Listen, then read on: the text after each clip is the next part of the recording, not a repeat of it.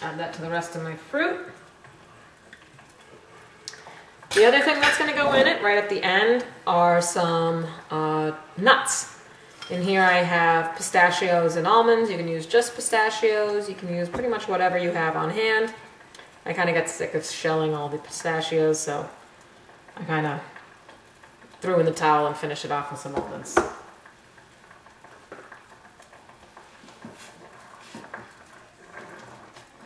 Alrighty. I think we're good. We can go ahead, add our dried fruit.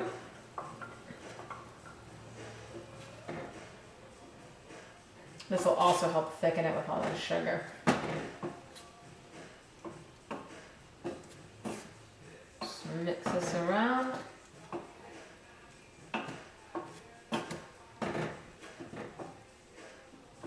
All right. The nuts will go in at the end. In the meantime, I'm going to pull my pork out.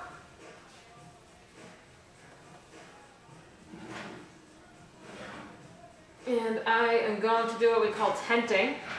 I'm just going to tent it with some tin foil.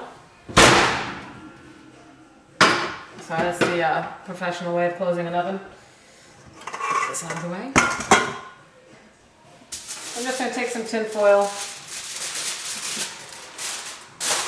throw it right over the top. As far as meat thermometer, I like to use a simple, $5, $10 meat thermometer. They work the best. If they break, you don't really feel that bad. You can get those digital read thermometers. Yeah, they're good, but I think it's just spending a lot of money for a cool new gadget. All right. While we're letting that pork cool or rest, I'm going to take my raw cabbage and my cooked cabbage, and I'm going to mix them all together.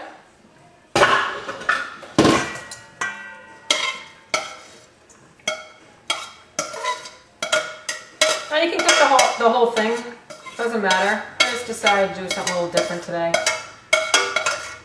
and mix the two. Do part raw, part cooked, because I wanted to keep a little crunch. It's going to wilt down that cool cabbage anyway, but it won't cook it thoroughly.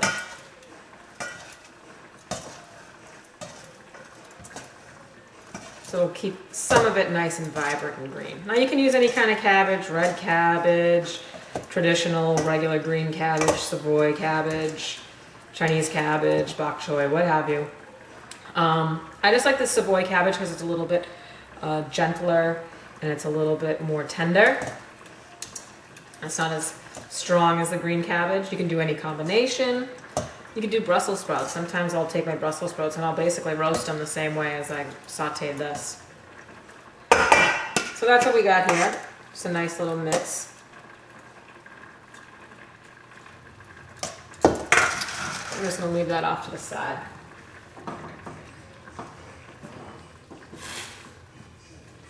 Alright, I'm going to say this looks pretty good.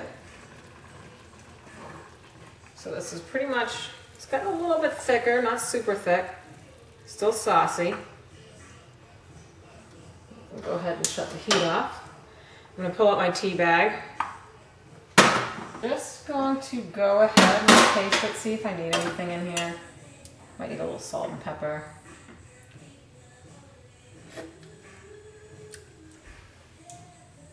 I'm going to throw a little pepper in it.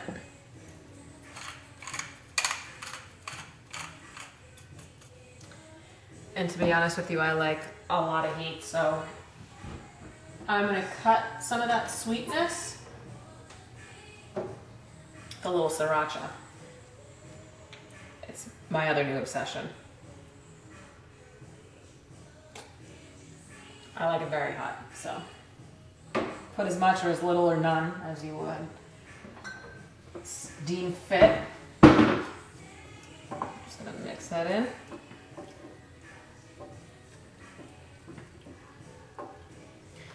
Throw the nuts in.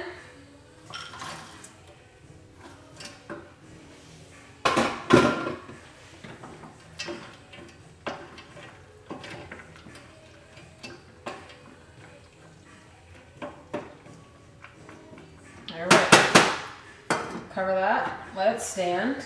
I think I'm gonna go ahead, cut the pork, and we'll make a nice little plate here.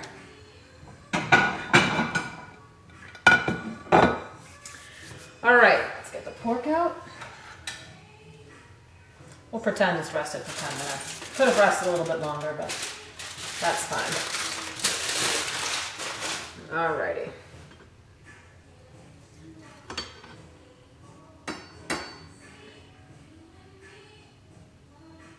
Now here's our gorgeous pork, nice tea encrusted pork. Here we go. All this juice in here, I'm gonna keep it. I'm gonna add it to our sauce over here. Black tea crusted pork loin with a warm Savoy cabbage, slaw, and a fruit compote, fruit and nut compote. Hope you enjoy it.